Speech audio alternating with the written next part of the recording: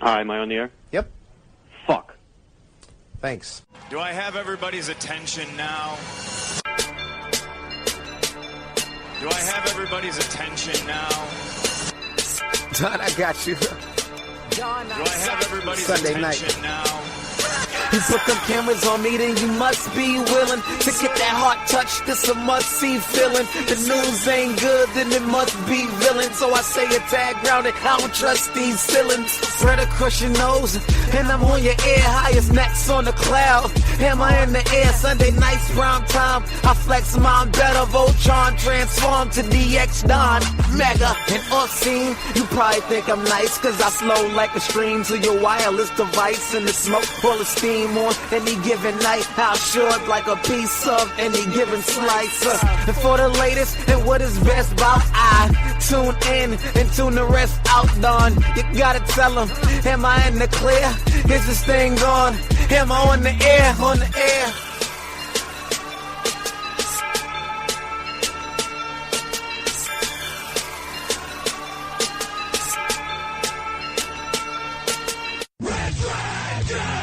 Hi, am I on the air?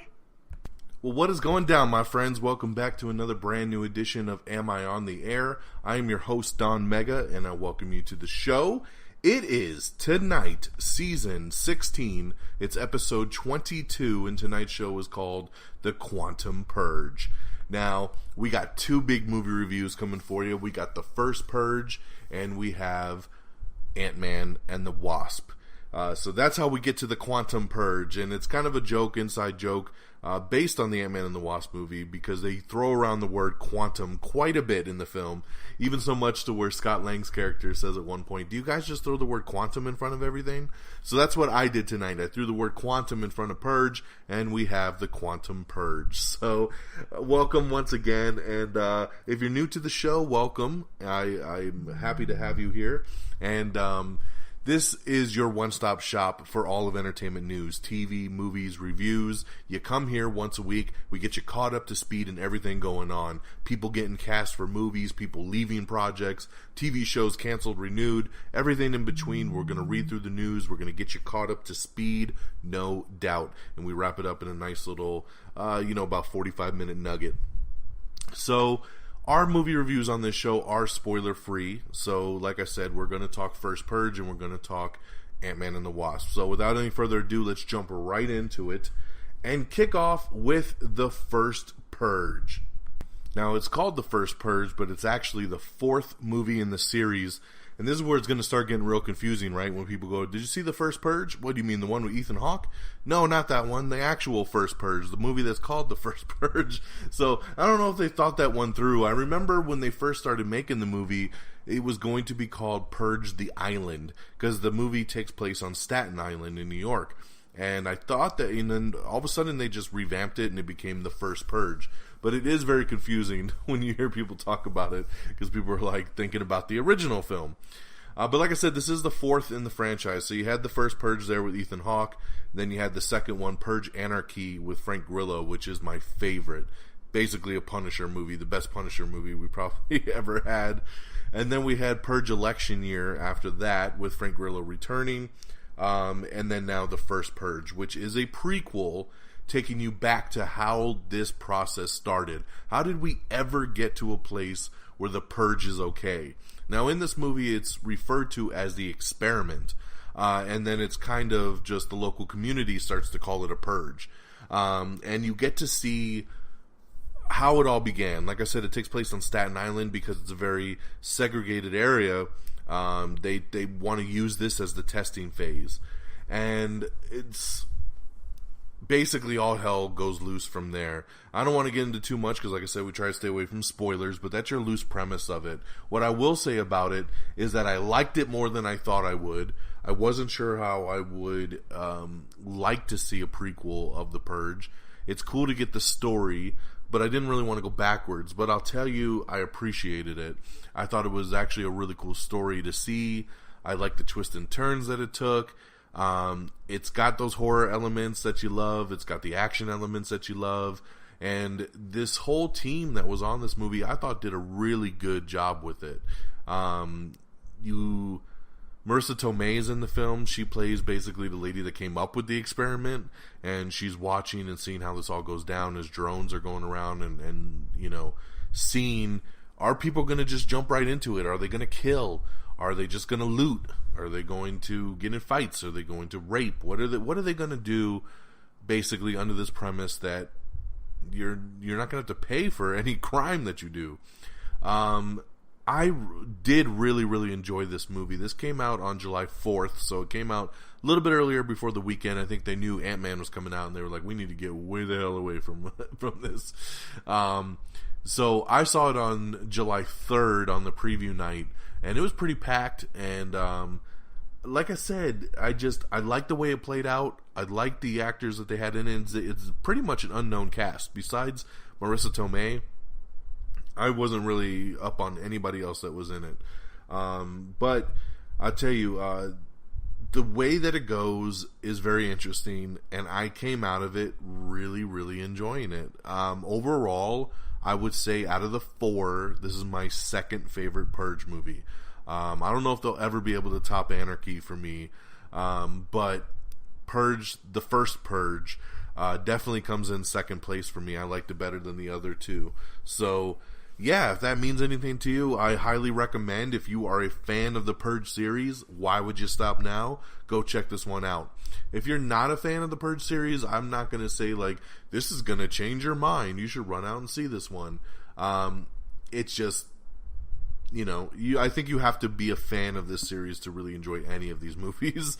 So, overall, when everything's said and done, I would give the first Purge about 3.5 stars out of 5.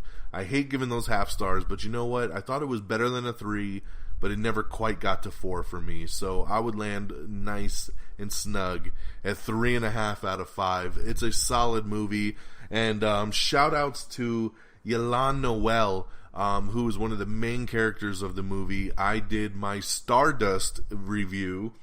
Shout out to Stardust. Once again, if you're not following me, why not? Follow me at Don Mega on Stardust. And I did my Stardust reaction to the first Purge, and he tweeted me back yesterday and pretty much in an emoji sense gave me thanks. And I thought that was really, really cool. I love, you know, Stardust has been hooking it up, man. You know, I had The Rock tweet at me a couple months ago for Rampage, and now Yolande Noel hit me up for the first Purge. So thank you, sir. I thought he did an awesome job in the film, and I'd like to see what he does in the future here. So there you go. That's the first Purge, 3.5 out of 5 stars. Now let's shift gears to the number 1 movie in the world, and that is the 20th film in the Marvel Cinematic Universe, Ant-Man-and-the-Wasp.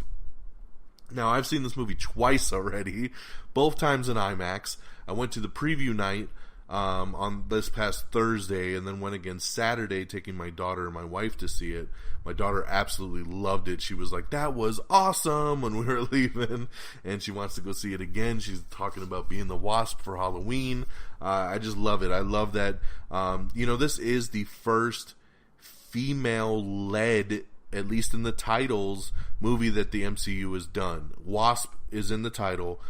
She really resonated with my daughter right out the gate, and she thought Wasp was so cool, and I really, really dug that. And I love that she can look up on the screen and see a girl kicking major ass and having her just want to follow in those footsteps. You know, I adored this movie. I thought it was so great, so funny, great action. And after seeing it, when I walked out the first time, of course that first question you get from everybody is it better than the first? And when I watched it the first time, I wasn't sure, but after watching it the second time, I'm gonna say Ant-Man and the Wasp was better than the first movie. I really, really dug it. I loved, and this is without me getting into spoilers, there's a lot of twists and turns that it takes, and a lot of things that pop up in the movie are not your typical ways that an MCU film rolls. Lots of twists and turns. I love the way that all the characters were handled. I love the story. I thought Paul Rudd was exceptional as Ant-Man going out this time. Evangeline Lilly is so badass as the Wasp. Michael Douglas, Hank Pym, Michelle Pfeiffer joins the party as Janet Van Dyne. Lawrence Fishburne's in it as Goliath. Hannah Joel Kinman is Ghost, and she's great. I actually just rewatched Ready Player One the other night, and she's in that, and I was like, hey, it's Ghost. I didn't even know, because obviously I saw Ready Player One before Ant-Man-and-the-Wasp, and had no idea she was in that, and she's great as Ghost. Walton Goggins is in this thing. Of course, Michael Pena and T.I. and his whole crew. Michael Pena kills every scene that he's in. So funny. And shout outs to the little girl that plays Paul Rudd's daughter in the movie. She is fantastic. Made me tear up several times in the movie because, like I said, I have a 4-year-old daughter, and watching Paul Rudd interact with her made me feel like me interacting with my daughter. And it was just so cool to see their dynamic as father and daughter. Overall in the movie, this takes place a couple years after Civil War. Scott Lang is now on house arrest. It's because of the Sokovia Accords, because remember, he went over to Germany and he helped Captain America fight. So now he took a plea bargain. He's under house arrest. This is something that is mentioned in Infinity War. That's where him and Hawkeye were, right? They said they were both under house arrest. So he's pretty much just days away from his house arrest being up. And some stuff starts happening, and he's got to become Ant-Man again. But now there's Wasp out there, they're fighting Ghost, and then they're just trying to make things happen and solve the day. I don't want to get into any more specifics without throwing anything off. But it just, like I said, the whole thing from start to finish is a thrill ride. The way that the story goes, there's multiple kind of inner stories that cut back and forth, which I also thought was great. And you definitely have to stay for the post-credit scenes. There are two. There's one in the middle and one at the very end. The one at the very end is a disappointment. I'm going to tell you that. You're going to wait through 10 minutes of credits and then be like, really? That's how I felt. So when I watched it the second time, I just told my wife and daughter, I said, let's just go. Because there's no need to sit here through this again. Because it's nothing you hadn't already seen earlier in the movie. But the middle credit scene is fantastic and really links everything up to the bigger picture. So you definitely want to stay for that. Overall, awesome sequel, great story, great acting from everybody. I absolutely love this film. One of my favorites of the year so far.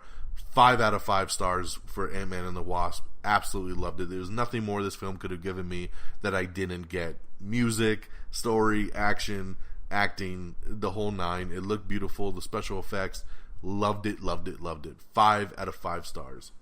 So there you go, my friends. There's your 2 movie reviews of the week. The First Purge with 3.5 out of 5 stars, and Ant-Man and the Wasp with 5 out of 5.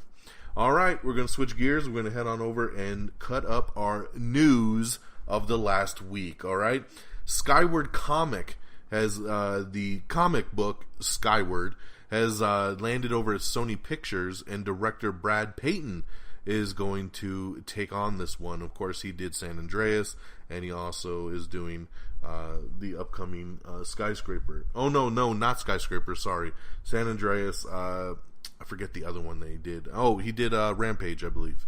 And so great action director.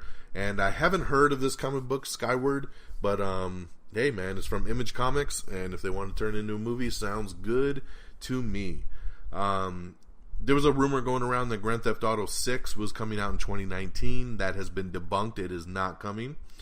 Lucas Hedges and Sterling K. Brown are set to star in a new musical called Waves. That's right, a new musical. So we're going to keep it rocking and rolling there, man, thanks to The Greatest Showman. We have the first trailer for WWE superstars The Miz and his wife Maurice. They have their reality show coming up called Miz and Mrs.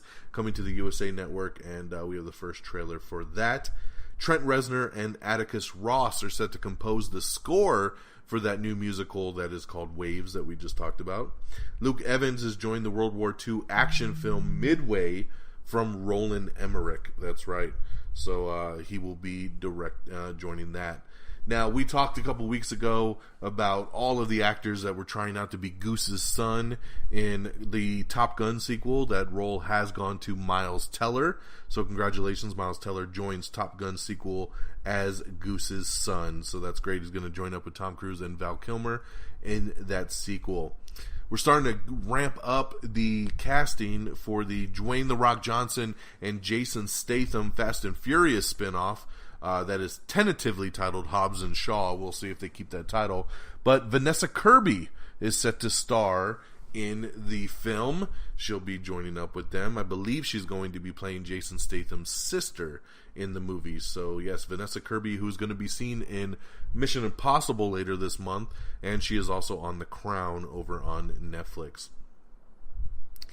A Child's Play remake is going to be coming. That's right, Chucky's going to be returning to the big screen as they're going to reboot the Child's Play series, which is kind of crazy because they're still making movies of this thing and they're going to try to reboot it now.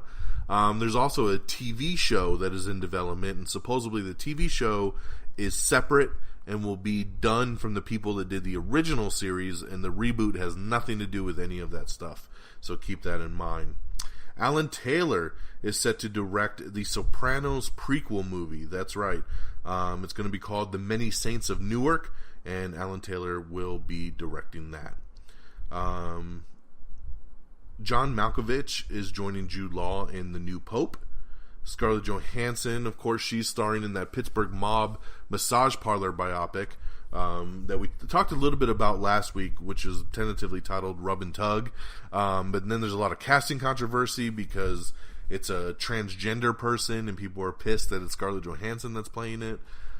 I'm sorry, guys. Come on. It's just a movie. We need to stop getting pissed at so many things. Claws and Animal Kingdom have been renewed by TNT. Matt Damon is set to star in John Krasinski's The King of Oil. Let's see here. We have Everything Wrong with Jumanji, Welcome to the Jungle, along with Everything Wrong with Black Panther in 17 minutes or less, which is great. We have the honest trailers for The Purge, and it's for all the Purge movies, so check that out. It's really cool. We have the Green Band and Red Band new trailers for Mile 22, Mark Wahlberg's new movie. Ethan Hawke's got a new movie coming out called Juliet Naked, and check out that trailer. The final official trailer for Skyscraper dropped as well, so that's up and running. Skyscraper, of course, hits theaters on Friday. Sacha Baron Cohen is teasing a new Trump-related project, so he's looking like he's doing something along the lines of like an Ali G show again. That he might be creating a new character and doing something like undercover interviews and stuff. So I love the sound of it. I love the Ali G show. So if he comes up with something new, I say do it, man, because that sounds great to me. Netflix is set to get psychological when they host Frood, which is going to be a serial killer thriller. That's right. Brad Dourif and the Child's Play creators are not involved in the remake movie, and they're going to be focusing on the TV series, so just want to reiterate that. Going back to the Fast and Furious spinoff, another great piece of casting here. Idris Elba. That's right. Idris Elba is going to be the villain of the Hobbs and Shaw movie. This is great. Idris Elba is fantastic, and seeing him join up in the Fast and Furious world and be the villain against The Rock and Jason Statham, perfect. I absolutely love this. Comic-Con is coming. We got some schedules posted up if you want to see that. Cristiano Ronaldo has a new reality series in the works over on Facebook Watch. Legendary Pictures is set to produce a live-action Gundam film. That's right. Based on the hit Japanese cartoon, they are going to be doing it live action, which I think is fantastic. I actually got really excited when this news dropped because I thought it was finally giving me my Voltron movie I've been waiting so damn long for, but it's a Gundam. But I'll take a Gundam movie, why not? Nicolas Cage has signed on, and he will be the voice of Spider-Man Noir in the upcoming animated Spider-Man Into the Spider-Verse movie that comes out in December. For the first time ever, we're going to see co-directing credits. Yes, Lassie Hellstrom and Joe Johnston will both share the director credit on Disney's The Nutcracker and the Four Realms. That is right. It will see the original and new director share the directing credit for the first time. See, why couldn't they just get along on Justice League and all these other movies that had this happen? Don't know why. Netflix will outspend every Hollywood studio in 2018. That's right. Netflix is set to spend around $13 billion in 2018 on all original programming. That is crazy. That is crazy. It is official. John Wick 3 is going to get a subtitle. It's going to be called John Wick 3 Parabellum. That's right. So that is the official title for John Wick 3, which comes out next year. Congratulations to Jurassic World, which has passed the $1 billion mark. So that is pretty awesome there. Keri Russell is joining the Star Wars universe. That's right. She has signed on to be a role in Episode 9. So she'll be joining back up with J.J. Abrams for that all the way. Louis Tan, who played Shatterstar in Deadpool 2, says that he thinks that Shatterstar will return for the X-Force movie. So we will have to wait and see how that one pans off. Because if you've seen Deadpool 2, you'll be wondering the same thing. We got some spoiler articles up talking about the breakdown of the Ant-Man-and-the-Wasp post-credit scene, if you're interested. Speaking of comic book stuff, Spider-Man creator and Spider-Man co-creator and Doctor Strange co-creator, legendary Steve Ditko, passed away over the weekend at the age of 90. So yeah, very sad, but man, he has left some awesome marks in the comic book world and up on the big screen, of course. So our thoughts and prayers to all their friends and family. But yes, very sad. Legendary Steve Ditko passing away at the age of 90. Margot Robbie says that her Birds of Prey film is set to start filming in January, so that we're going to finally start moving along. She says the movie will be an R-rated girl gang movie. So I'm very interested to see if they really do move forward and keep that R rating for a Harley Quinn film with some other characters like Catwoman and Poison Ivy and stuff like that. So we will see how that goes. Ralph Fiennes is attached to Terry Gilliam's Mr. Vertigo. Congratulations to Incredibles 2, which has just passed Finding Dory to now become the highest grossing animated movie domestically. So congratulations. Pretty awesome there for Incredibles 2. If you're going to Comic-Con, you're going to get to see a very special Deadpool 2 uncut version. That's right, that they're going to be screening over at Comic-Con. Samuel L. Jackson is going to be de-aged 25 years for all of Captain Marvel. That's right. They love that de-aging technology, and Mr. Nick Fury is going to look 25 years younger. Supposedly, they're also going to be doing it to Phil Coulson as well, so pretty cool there. Got a nice article up with Lawrence Fishburne and Hannah John Kamen talking about joining the MCU.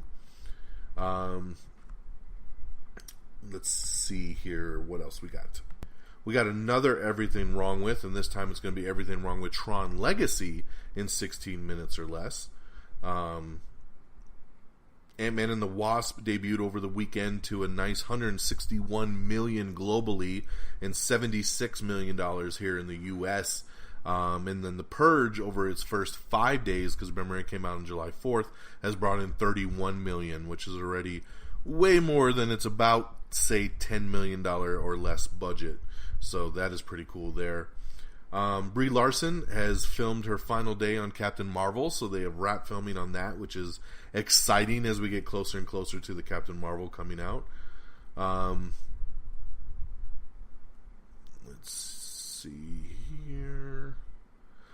It was just announced this morning that next month you are going to get the Deadpool 2 Super Duper Cut. That's right.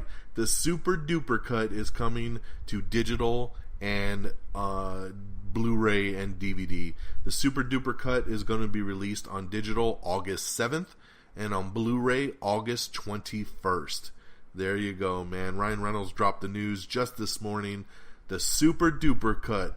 Actually, it's called the Super Duper fucking Cut. It will... That's true, man. I'm just reading the news. It will have the theatrical version on there as well, but it will also come with that. I, first of all, just want to applaud 20th Century Fox and Marvel for allowing them to release the movie as the Super Duper Cut from day one. Because they could have easily released the theatrical version in August, and then say in December for Christmas said, it's the all-new Super Duper cut. Now you got to buy the movie twice. They could have easily double-dipped, but they didn't, and right out the gate, they're releasing this Super Duper cut, which is still funny every time I say it, on day one, which is just fantastic. Thank you so much for not double-dipping. I will pre-order my digital copy, so I'll be ready to go in just a little under a month on August 7th, so I could watch that, man. It's supposed to be about 15 minutes of extra footage, and it's going to be completely uncut, unrated, so that's going to be fantastic. I'm hearing all kinds of other rumors, too, that we could have, alternate takes with just different audio.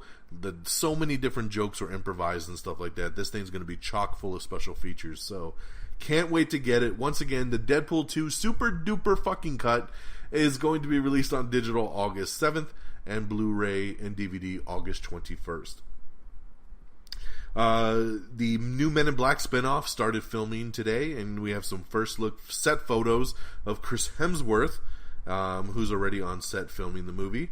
We have your first trailer for Wonder Park, which is an animated film with Mila Kunis doing one of the voices. Really nice story that over the weekend Gal Gadot visited a children's hospital in her full Wonder Woman costume. I love when these superheroes suit up and go visit kids in the hospitals, man. It's so nice of them, and I absolutely love it. So thank you, Gal, for doing that. Jerry O'Connell's set to host a late-night talk show for Bravo, which will be produced by Andy Cohen. That's a very interesting piece of news. Netflix is teaming up with Blumhouse to do a new horror series called Ghoul. That's right. Netflix and Blumhouse have revealed a new horror series called Ghoul, which will be an original Indian series that is going to be launched worldwide on August 24th. We got some new set photos of The Predator, which some never before seen pictures there. Orange is the New Black Season 6 trailer and the poster debuted out today. The new season will debut on July 27th. Now, speaking of Netflix, I'm in the middle of binging Glow Season 2 right now, and I'm only got 4 episodes left. I absolutely love it, man. This show is so great.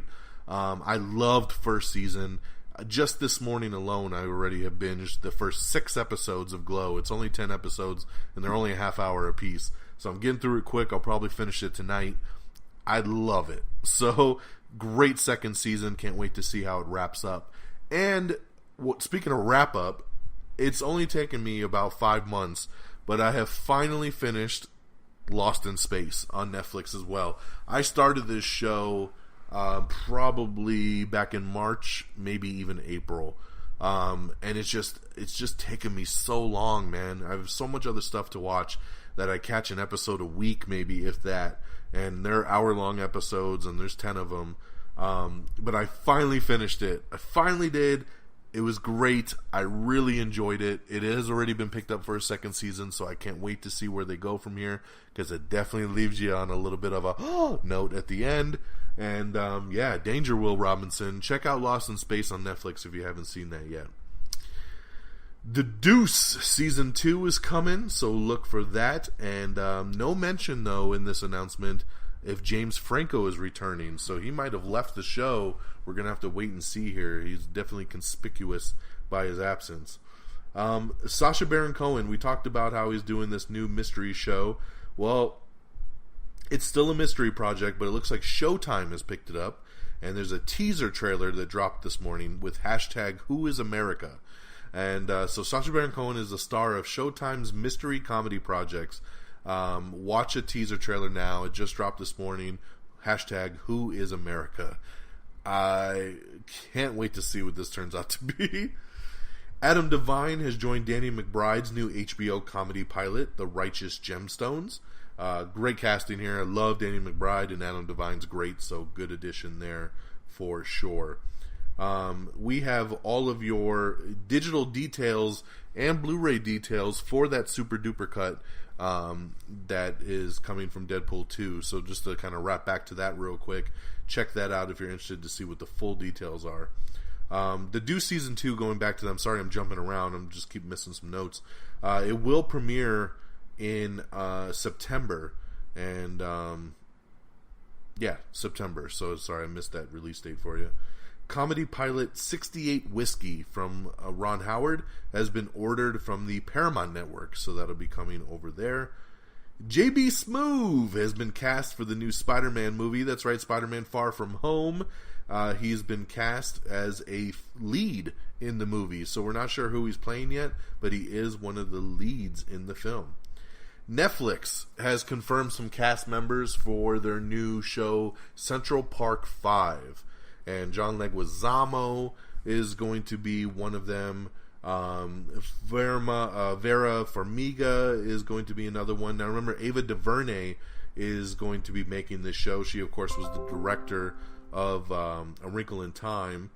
And, sorry, I'm pulling up my full cast list here. Let's see. Netflix has announced the first cast members for Ava DuVernay's Central Park 5 limited series, with Michael K. Williams joining, Vera Farmiga, and John Leguizamo. It's based on the true story that griped the country. Central Park 5 will chronicle the notorious case of 5 teenagers of color who were convicted of a rape that they didn't commit. The episodes will focus on the 5 teenagers from Harlem. The series will span from the spring of '89, which is when they were first questioned about the incident, all the way to 2014 when they were exonerated and a settlement was reached with the city of New York. So there you go, man. That's a hella crazy story. Coming to Netflix, it's a great cast. Let's keep building upon it, right?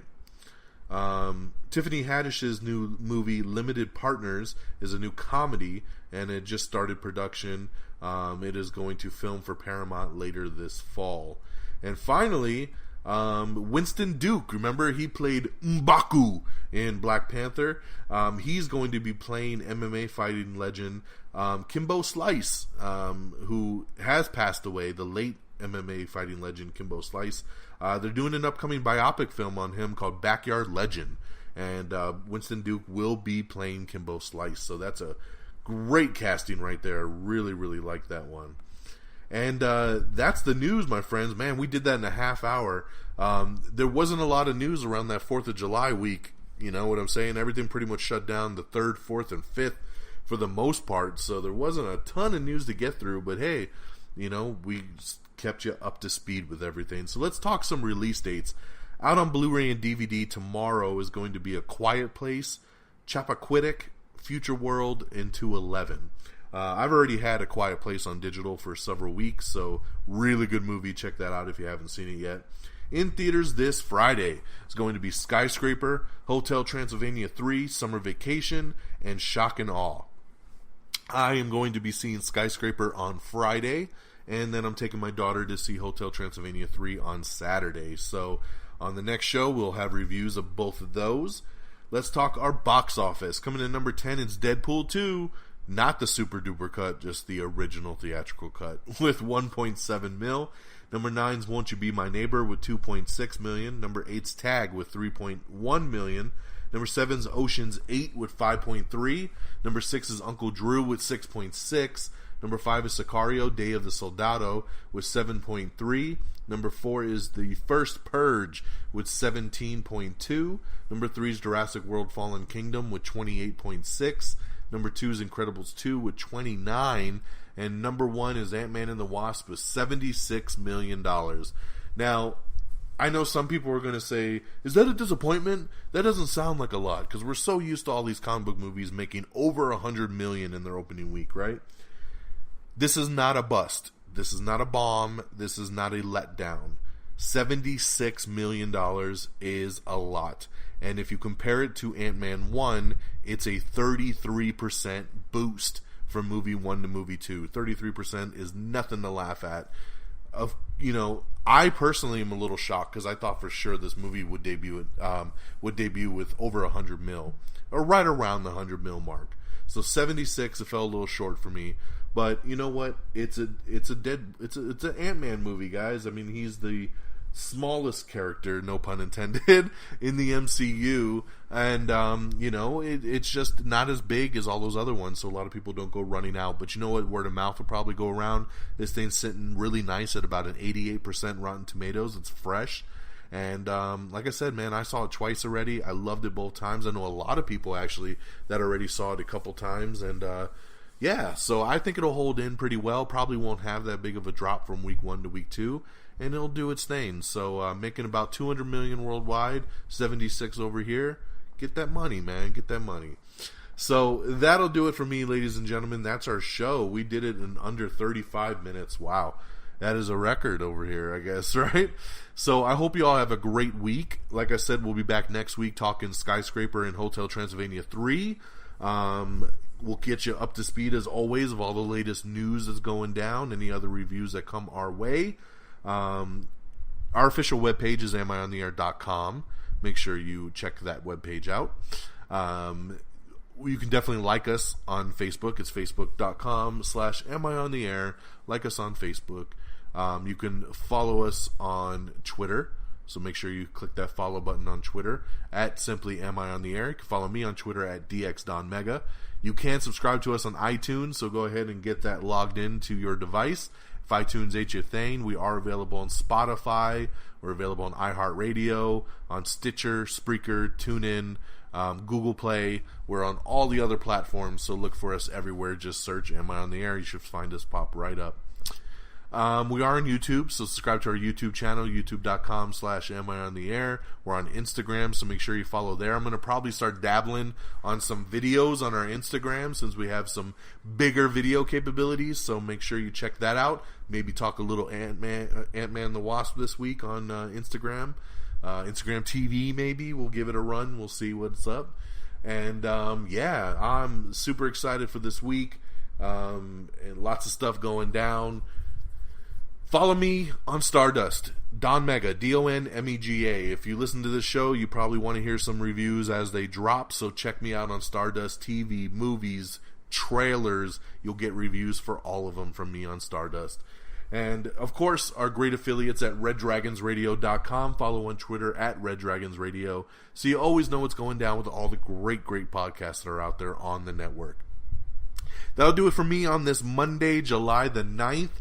From our Red Dragons Radio studios here in Tucson, Arizona. Once again, I hope you all have a great week. Take care of yourselves and each other. And until next time, y'all. Peace! Bye, everybody. Red Dragons! Red Dragon.